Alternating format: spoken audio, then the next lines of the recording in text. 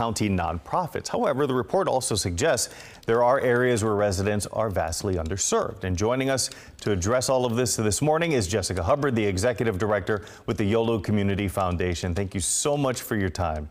So, thank you for having me. I know part of this whole study too is to see just how businesses or how nonprofits have been recovering. So how have they been able to recover since the pandemic? Yeah, absolutely. So we were thrilled to see this year. This is the 4th year we've done the report. So we were deep in the pandemic when it started and seeing the impacts of that. This year, most nonprofits told us they are mostly recovered, which was really wonderful news. That said, our smaller and volunteer-run nonprofits, which make up about half of our nonprofits locally, do tell us that they're still struggling. 45% of the nonprofits that you spoke with or heard back from say they have no paid staff. What are some of the staffing issues that's going on within these industries? So I think there's always been a really strong volunteer ethic here in Yolo County, and so that's always been a natural part of our volunteer sector.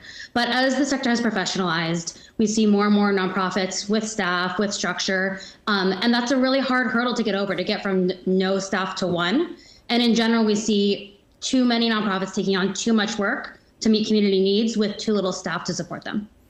And I got to imagine that's probably also been a negative trickle-down effect for some of the underserved demographic regions. What are you folks seeing when it comes to that?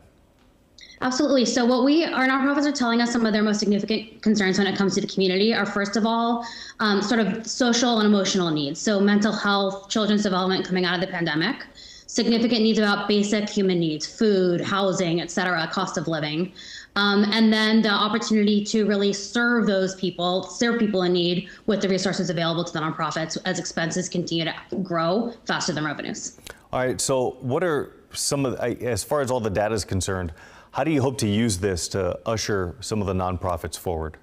Absolutely. So what we're hearing from our nonprofits is that after 4 years of cranking out programs to serve our community, nonprofits need us to invest in their organizational capacity. So their diversity, equity, and inclusion efforts so they can best meet the needs of our community, their ability to collaborate with other nonprofits, to communicate and connect with stakeholders, and back office operations like finance and HR. So what we're asking from the community is that they learn about local nonprofits, that they share with their network, and that they give, especially on the upcoming Big Day of Giving on May 2nd.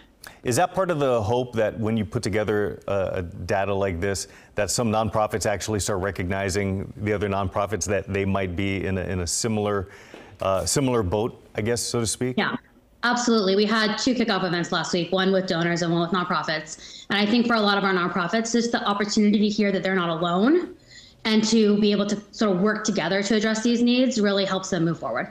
All right, Jessica Hubbard, we thank you so much for your time this morning. Thank you.